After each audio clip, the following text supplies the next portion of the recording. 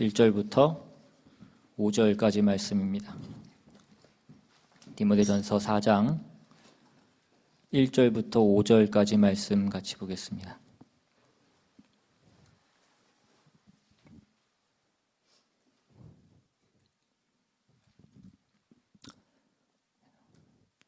찾으셨으면 한 절씩 교독해서 읽겠습니다. 템포를 잘 맞추셔서 함께 같이 읽어주시기 바랍니다. 제가 먼저 읽겠습니다. 그러나 성령이 밝히 말씀하시기를 후일에 어떤 사람들이 믿음에서 떠나 미혹하는 영과 귀신의 가르침을 따르리라 하셨으니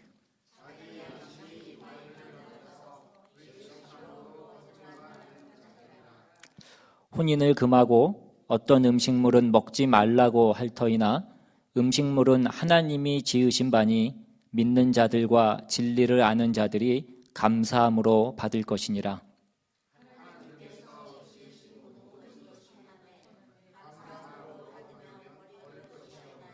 같이 읽습니다. 하나님의 말씀과 기도로 거룩하여 짐이라. 아멘. 기도하겠습니다. 하나님, 이 시간 우리가 하나님의 말씀을 듣기를 원합니다.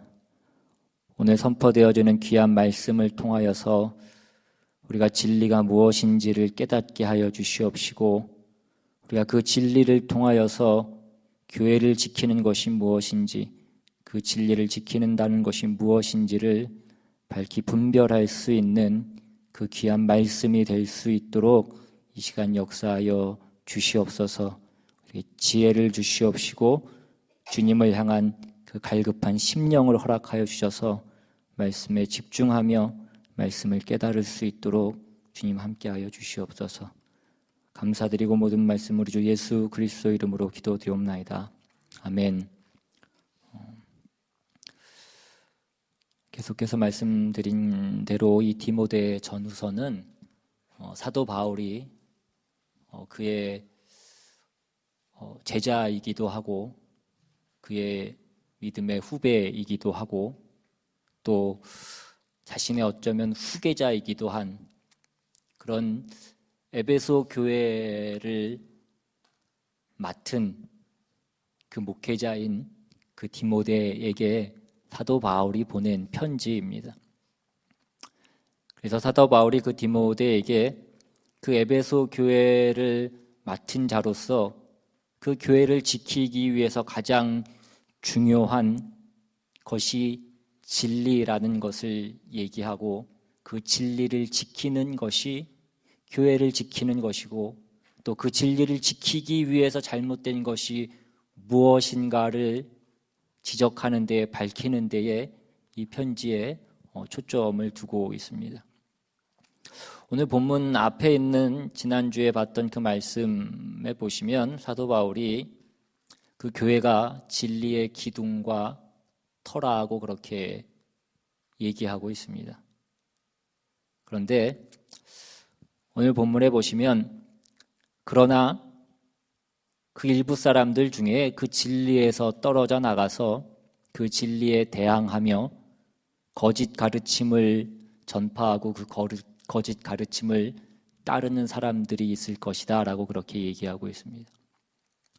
본문에서는 이것을 믿음에서 떠나 미혹하는 영과 귀신의 가르침을 쫓는 것이라고 그렇게 사도 바울이 얘기하고 있습니다. 굉장히 원색적인 표현을 쓰고 있고 이것이 조금은 과하다라는 생각이 들 수도 있지만 죄라고 하는 것은 결국 하나님의 뜻과 하나님의 명령과 하나님과의 그 믿음의 교제를 거부하는 모든 것이고 그러한 죄의 원흉은 사탄이기 때문에 그 믿음을 거부하고 진리를 거부하고 하나님의 뜻을 거부하는 그 모든 것은 그 미혹해 하는 영을 따르는 것이고 귀신을 따르는 것이다 라고 그렇게 사도 바울이 얘기하고 있는 것입니다. 그러므로 우리는 이 거짓 가르침이 무엇인가를 분별하고 그 거짓 가르침을 거부해야 되는데 문제는 그 거짓 가르침을 우리가 어떻게 분별할 수 있는가 하는 것입니다. 우리는 그것을 전하는 자의 겉모습으로만 봐서는 판단하기가 쉽지 않습니다. 왜냐하면 오늘 본문에서도 그 거짓 가르침을 하는 자는 외식한다라고 얘기했고 거짓말하는 자들이다라고 그렇게 얘기하고 있기 때문입니다. 겉으로는 다 선한 모습을 하고 있고 자기를 광명의 천사로 가장하고 있기 때문에 그렇습니다. 그래서 예수님께서도 마태복음에 보시면 거짓 선지자들을 향하여서 뭐라고 말씀하시냐면 양의 옷을 입고 나오나 속에는 노략질하는 일이다라고 그렇게 말씀하셨습니다. 결국 우리가 그것을 분별할 수 있는 것은 내용으로 우리는 분별해야 되는 것입니다. 우리가 교회 안에서도 보면 어떤 정당한 진리와 믿음의 내용이 아닌 것을 주장할 때에도 어떤 명분과 그럴듯한 이유를 들어서 그것을 주장할 때가 있습니다. 이것이 교회를 위하는 일이고 또 성도를 위하는 일이고 우리의 믿음을 위한 일이다라고 얘기하고 있기 때문에 우리는 잘 분별하지 않으면 미혹될 수 있다는 것입니다. 한국의 어떤 모 교회에서도 보면 그 교회를 건축하는 그 과정 가운데에 어떤 교회가 그 공유지를 점유해서 그것이 문제가 돼서 그것이 그 재판으로까지 이어지는 일들이 있었음에도 불구하고 이것은 하나님의 교회를 짓는 일이고 하나님의 일이기 때문에 우리는 물러서면 안 되고 이것은 영적 싸움이다라고 그렇게 주장하는 얘기를 들은 적이 있습니다. 우리가 이것을 분별하지 않으면 이런 말에 미혹될 수 있다는 것입니다. 그래서 우리가 앞에서 봤던 디모데 1장에서도 그 4절 말씀에 보시면 신하와 끝없는 족보에 몰두하지 말게 하려 함이라 이런 것은 믿음 안에 있는 하나님의 경륜을 이름보다 도리어 변론을 내는 것이라 라고 그렇게 얘기하면서 그 거짓 교사들에 대한 그 거짓 교훈을 신하와 끝없는 족보에 몰두하게 하는 것이다 라고 그렇게 얘기했습니다. 그리고 그 뒤에 나오는 7절에는 율법의 선생이 되려고 하는 것이다 라고 그렇게 표현하기도 합니다. 이런 표현들이 오늘 본문에서는 혼인을 금하고 어떤 음식물은 먹지 말라고 하는 것으로 그렇게 나타나고 있습니다. 이것은 당시에 유행했던 금욕주의를 가리키고 있는 것입니다. 앞에 나온 그 신하와 족보에 몰두하게 하는 것이라던가 또 율법의 선생이 되려고 하는 것이나 또 여기 나온 그 금욕주의라고 하는 것은 본질적으로 다 같은 것입니다. 왜 이것이 본질적으로 같냐 하면 이 모든 것들이 다 정당한 신앙을 무너뜨리고 우리를 쓸데없는 것으로 우리의 관심을 돌리게 해서 우리의 정당한 신앙의 그 진전을 가로막고 있고 방해하는 것이기 때문에 그렇습니다.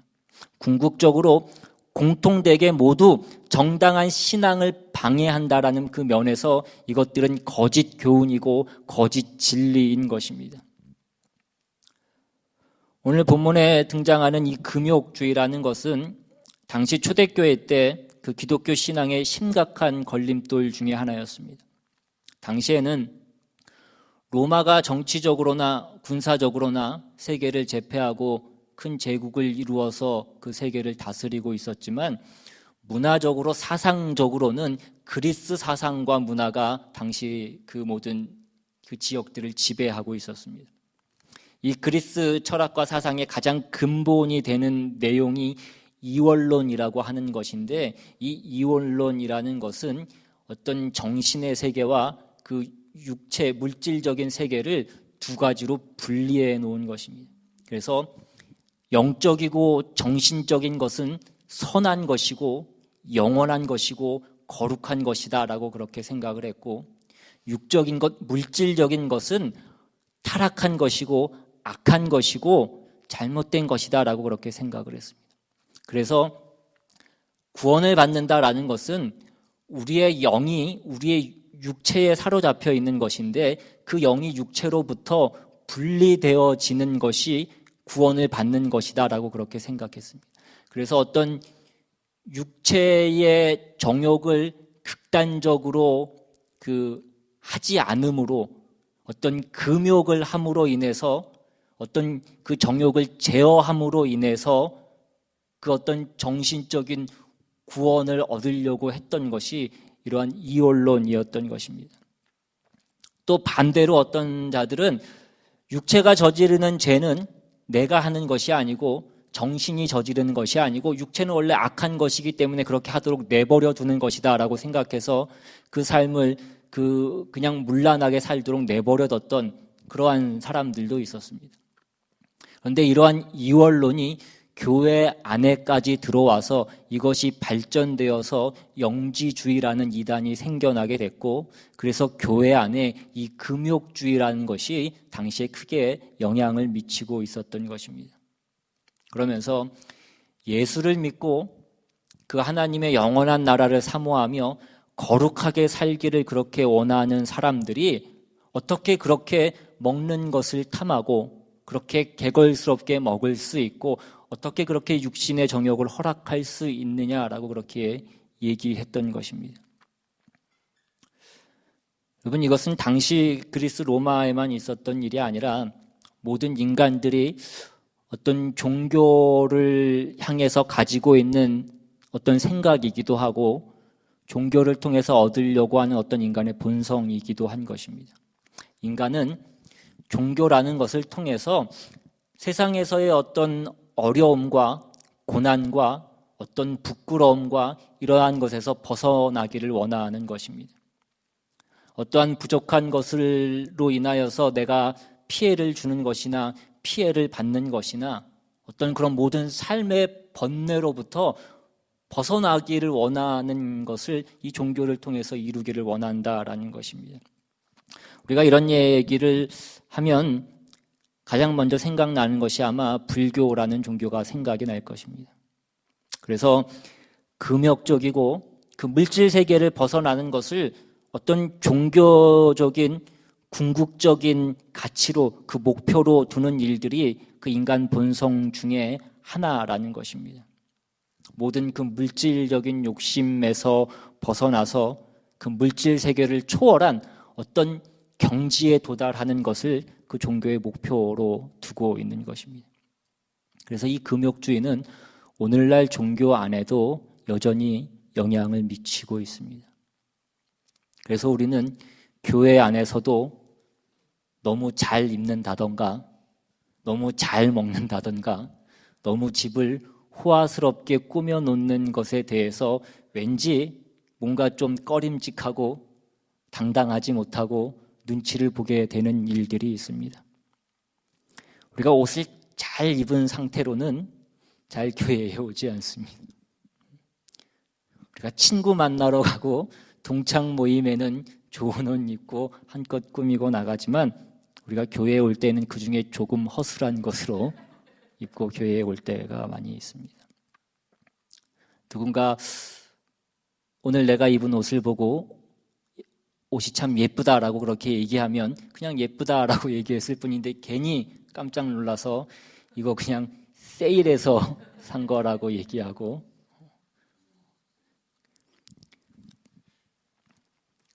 우리는 그렇게 잘 입고 우리가 잘 노는 것에 대해서 떳떳하지 못하고 불편해하기도 합니다. 그런데 오늘 성경은 우리에게 이렇게 말씀합니다. 오늘 본문 4절에 보시면 하나님께서 지으신 모든 것이 선함에 감사함으로 받으면 버릴 것이 없나니. 오늘 한 가지 자유를 얻으시기를 바랍니다. 여러분이 행복하고 기쁘게 살고 잘 사는 것은 하나님께서 이 세상을 창조하신 그 목적 중에 가장 중요한 목적인 것입니다. 하나님께서 인간을 복되게 하시려고 이 모든 세상을 창조하셨다라고 말씀하고 있습니다. 우리가 흔히 인간이 살기 위해 먹는가, 먹기 위해 사는가라는 그런 질문을 합니다.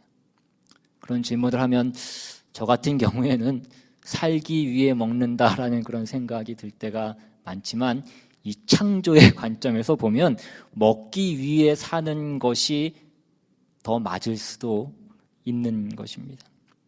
하나님께서는 우리에게 행복을 주시기 위해서, 기쁨과 감사를 주시기 위해서 우리를 지으셨고 그곳으로 우리를 인도하고 계신 것입니다. 그래서 하나님이 지으신 것은 모든 것이 선하다라는 것이 우리의 복음적인 삶의 출발인 것입니다. 하나님이 나에게 주신 것은 모든 것이 선하다라고 믿는 것이 우리 인생에게 가장 중요한 능력을 허락해 주는 것이기도 한 것입니다. 하나님께서 나에게 주신 모든 것이 선하다고 믿는 것, 이것이 우리 인생의 모든 것을 버릴 것이 없다라고 믿게 하는 그 생각으로 가게 하는 그 은혜로 인도하는 것이다라고 말씀하고 있는 것입니다. 여러분, 하나님이 내게 주신 모든 것, 나의 이 신체적인 조건들도 선한 것입니다. 하나님이 내게 주신 이 키도 적당한 것이고, 이 몸도 선한 것이고, 이 얼굴도 괜찮은 것입니다. 하나님이 내게 주시는 환경도 우리는 선하다고 그렇게 보아야 됩니다. 선하신 하나님이 나에게 이런 환경을 베풀어 주셨다라는 것입니다. 그렇기 때문에 가장 선한 환경 가운데 우리는 지금 인도를 받고 있는 것입니다. 내가 만나는 사람도 우리는 선하다고 고백할 수 있어야 됩니다. 하나님께서 나에게 필요한 사람을 가장 적당한 사람 가운데 우리를 두신 것이고, 우리가 그 사람 가운데 우리가 생활할 수 있도록 하나님께서 인도해 주시고 계시다라는 것입니다. 하나님이 나에게 주시는 모든 것은 선한 것입니다. 우리가 우리의 눈에 보이기에 선하지 않게 보이는 것도 선하다라고 믿게 될 때에 그 모든 것을 하나님께서 축복으로 바꾸어 주실 줄로 믿습니다. 마음에 들지 않는 사람이 있으십니까? 마음에 들지 않는 환경이 있고 마음에 들지 않는 어떤 조건들이 있으십니까? 그러나 하나님이 이 모든 것을 합력하여 반드시 선을 이루신다라는 그 하나님이라는 것을 우리가 믿을 때에 하나님 그 모든 것을 복으로 바꿔 주실 줄로 믿습니다. 오늘 본문은 감사함으로 받으면 버릴 것이 하나도 없다라고 그렇게 말씀합니다. 오늘 우리가 겪는 우리의 고난도, 어떤 가난도, 어떤 어려움도, 어떤 쓰라림도 감사함으로 우리가 받으면 하나님의 귀한 축복으로 변화될 것이다 라고 말씀하고 있는 것입니다. 그러므로 우리는 어떠한 사건보다 더 중요한 것은 그 사건을 해석하는 능력인 것입니다. 어떻게 하는 것이 우리의 최선이야 할 때에 그것이 우리의 눈에 보이는 어떤 형태나 명분에 달려 있는 것이 아니라 내용과 본질에 달려 있다는 것입니다. 마태복음 6장으로 한번 가보시면 6장 1절에 사람에게 보이려고 그들 앞에서 너희 의를 행하지 않도록 주의하라. 그리하지 아니하면 하늘에 계신 너희 아버지께 상을 받지 못하느니라. 이 말씀 뒤에 계속해서 이어지는 말씀을 보면 그래서 구제할 때에 외식하는 자와 같이 하지 말라라고 그렇게 말씀합니다. 기도할 때에 외식하는 자와 같이 하지 말라고 말씀합니다. 그리고 금식할 때에도 외식하는 자와 같이 하지 말라고 그렇게 말씀합니다. 즉 사람에게 보이려고 어떤 것을 하지 말라는 것입니다. 왜 그렇습니까? 저들은 자기의 상을 못 받는다가 아니라 자기의 상을 이미 받았느니라 라고 그렇게 말씀하고 있습니다. 그 상을 누구한테 받습니까? 사람들한테 받습니다. 사람들한테 어떤 상을 받습니까? 저 사람은 참 믿음이 좋은 사람이구나, 신앙이 좋은 사람이구나 라고 하는 그 상을 받는 것입니다. 하나님이 주시는 상이 아닌 사람이 주는 상을 우리가 받는다는 것입니다. 그런데 우리는 그 사람이 주는 상을 받는 것을 보면서 우리는 또한 부러워합니다. 우리가 교회 안에서 신앙생활 하다가 가장 억울한 것 중에 하나는 저 사람은 가짜고 나는 진짜인데 사람들이 저 가짜에게도 박수를 쳐주더라는 것입니다. 저도 때로는 어떤 목사를 보면서 저 목사님이 실제로는 참 인격도 별로고 실제 삶도 엉망인데 사람들이 그 목사님을 보면서 참 훌륭하다고 그러고 대단하다라고 하는 그 얘기를 들으면 괜히 속에서 뭔가 안 좋은 생각이 들고 차마 까발릴 수는 없고 그 옛 얘기처럼 그 어떤 신하가 임금님 귀는 당나귀 귀다라고 숲속에 가서 외쳤던 것처럼 그 사람의 심정이 이해가 될 때가 있더라는 것입니다. 그러나 그때 이 말씀을 보시기를 바랍니다. 그들은 자기의 상을 이미 받았느니라 라고 그렇게 말씀합니다. 여러분, 그렇다고 이것을 또한 그 당사자에게 가서 말씀하시면 안 돼요. 우리가 신자로서 이 세상과 우리의 인생을 사는 것이 어떻게 사는 것이 잘 사는 것이냐라고 할 때 성경은 잘 먹느냐, 금식을 하느냐, 재미있게 사느냐, 재미를 멀리하면서 사느냐, 그것이 중요하다라고 말씀하지 않습니다. 우리가 점검해야 될 것은 어느 것이 우리의 신앙에 더 도움이 되느냐 하는 것입니다. 우리가 금욕적으로 살고 헌신하면서 살면서 다른 사람을 무시하는 것으로 그것이 나타난다라고 한다면 우리는 금욕하지 않고 다른 사람을 경멸하지 않는 것이 더 좋은 것입니다. 또는 나는 잘 먹고 나는 잘 살아서 나는 너무너무 행복해서 죽겠다고 하더라도 그것이 다른 사람에게 시험거리가 되고 다른 사람에게 좋아 보이지 않는다라고 한다면 우리는 조심하고 절제해야 된다는 것입니다.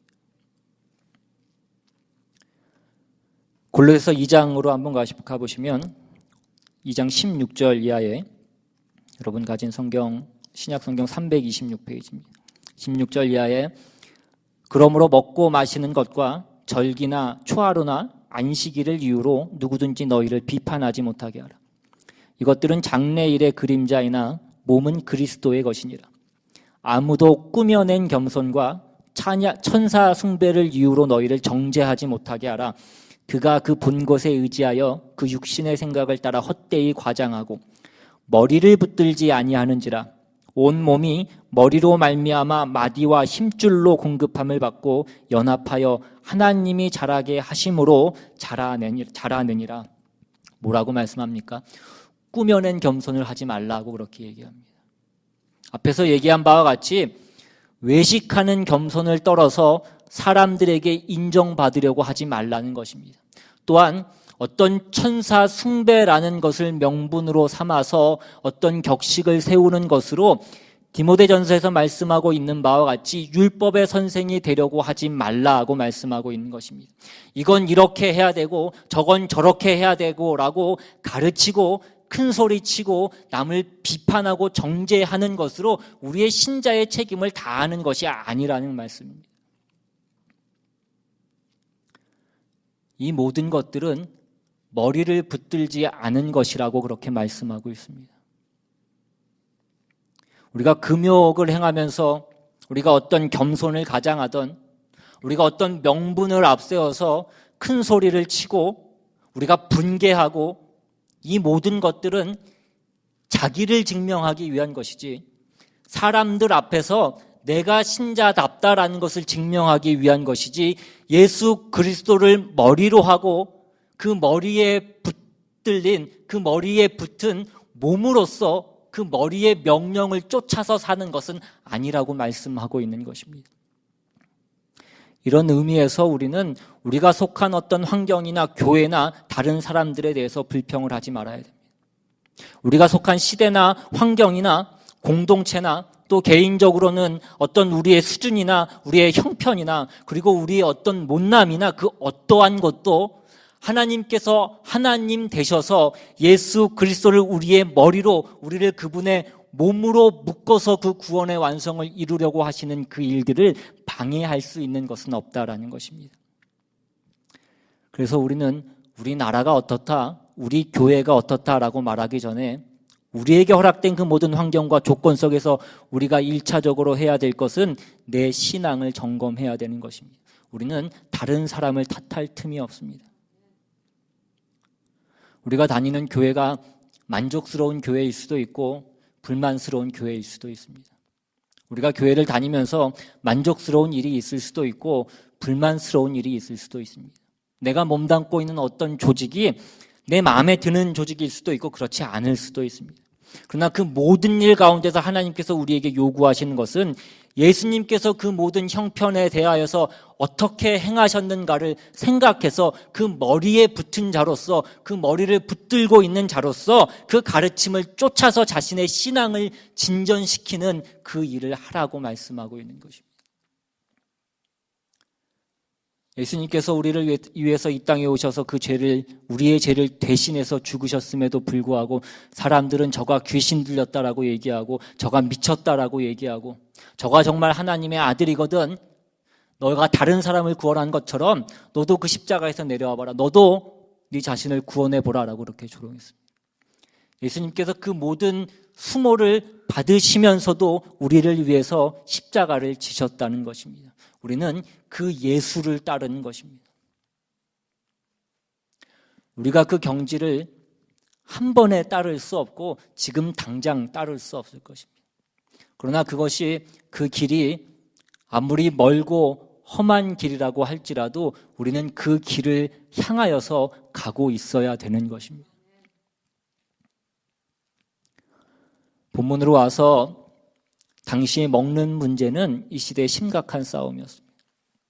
그것은 다만 금식만의 문제가 아니라 당시 로마 시대에는 옛날 그 다니엘이 살던 바벨론 시대와 같이 모든 그 육류와 모든 고기가 그 국가의 우상에게 먼저 바쳐진 다음에 시장으로 일반 사람들에게 그렇게 유통이 됐습니다. 그러니까 일반 사람들이 그 시장에서 구할 수 있는 모든 고기는 우상에게 한번 바쳐졌다가 나온 우상의 제물이었던 것입니다. 그래서 초대교회의 큰 싸움 중에 하나는 그 우상에 바쳐졌던 그 고기를 먹어도 되느냐, 먹으면 안 되느냐라는 그런 싸움이었던 것입니다. 이 문제에 대해서 로마서 14장에서는 이렇게 말씀합니다. 14장 1절에 믿음이 연약한 자를 너희가 받되 그의 의견을 비판하지 말라. 어떤 사람은 모든 것을 먹을 만한 믿음이 있고 믿음이 연약한 자는 채소만 먹느니라. 사도 바울이 이 문제를 고린도전서 8장에서도 또 언급하고 있는데, 거기서도 뭐라고 얘기하고 있냐면, 우상이라고 하는 것은 원래 없는 것이기 때문에 우상에게 바쳐진 그 우상의 제물이라는 것도 성립되지 않는다라는 것입니다. 그러니까 신자에게는 그 신은 하나님밖에 없는 것이기 때문에 다른 신은 존재하지 않는 것입니다.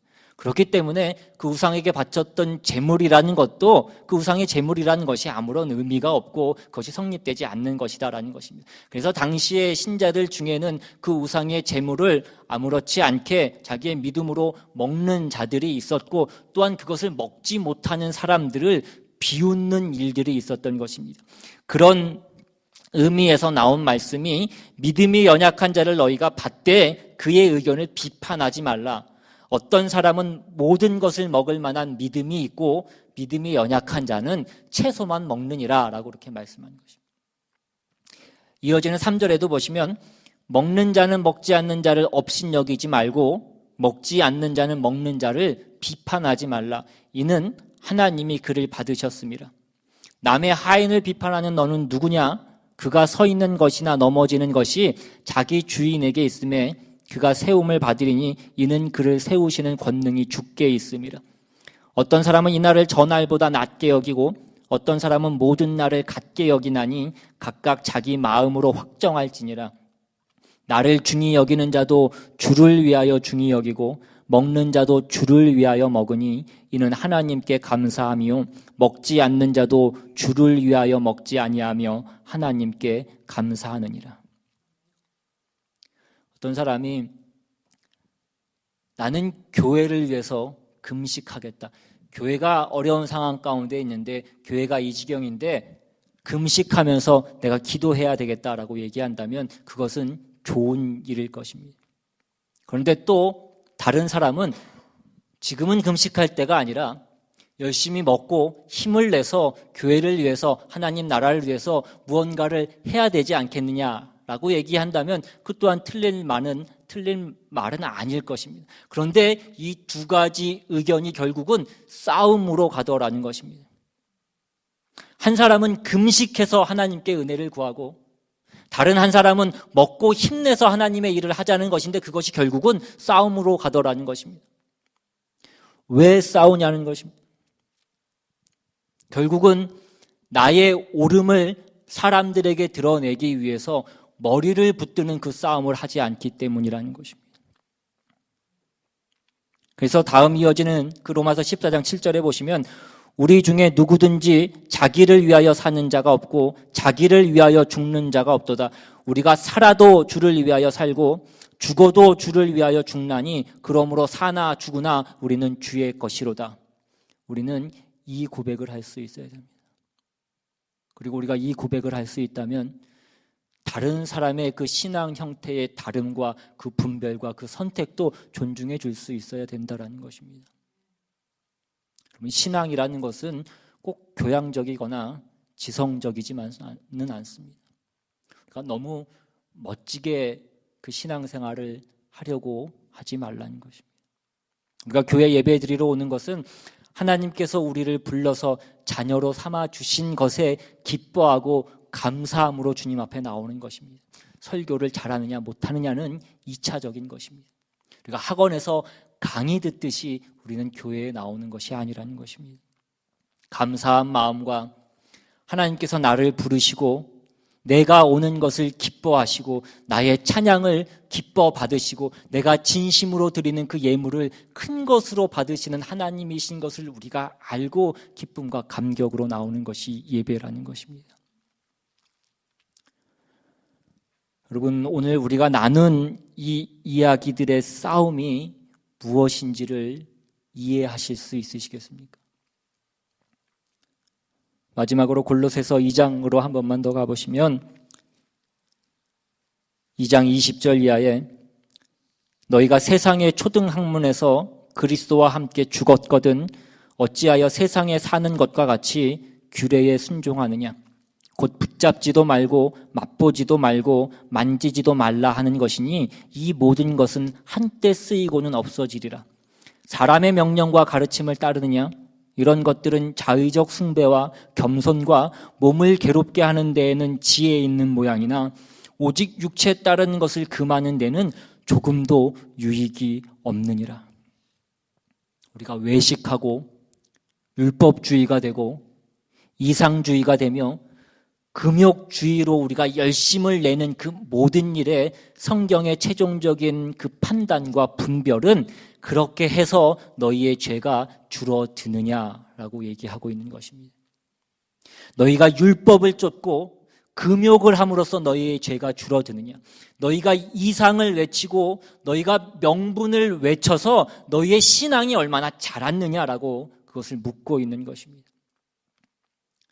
분명히 우리는 개인적인 책임만 있는 것이 아니라 우리가 사는 이 시대와 이 사회에 대한 어떤 공적인 책임이 또한 있는 것입니다. 그러나 그 무엇보다 가장 우선돼야 되는 것은 우리 각자의 신앙이 자라나느냐, 신자로서의 그 자기의 책임을 내가 우선적으로 감당하고 있느냐 하는 것이 되어야 되는 것입니다. 이것이 언제나 가장 근본적인 질문이고 가장 그 신앙의 근본적인 내용이고 기준이고 목표가 되어야 되는 것입니다. 이것을 하면 우리가 아무리 원망하고 불평하고 못마땅해야 하는 어떤 환경이나 어떤 형편에서도 우리의 신앙이 자란다라는 것을 배우게 될 것입니다. 그것이 하나님이 우리를 다루시는 법칙인 것입니다. 우리가 형통하고 승리하고 자랑하고 힘이 있을 때보다 우리가 어려움 가운데에서 우리가 고난과 억울한 것과 우리의 못난 것을 확인하여 넘어지는 일들에서 오히려 우리는 우리의 신앙이 자란다라는 것을 알게 될 것입니다. 우리는 이 일에 실패하지 않아야 된다는 것입니다. 어떤 교회든지 교회는 모름지기 이것이 가장 중요한 내용이고 소원이고 책임으로 주어지는 것임을 말씀 가운데 받아야 그것이 정당한 교회의 모습인 것입니다. 그 외의 것으로 자랑하는 일에 대하여서 우리가 시험을 받거나 유혹을 받아서는 안 될 것입니다.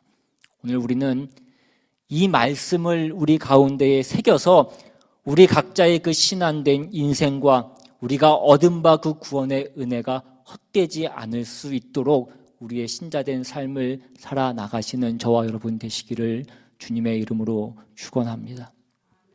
시간 함께 찬양하고 기도하기 원합니다.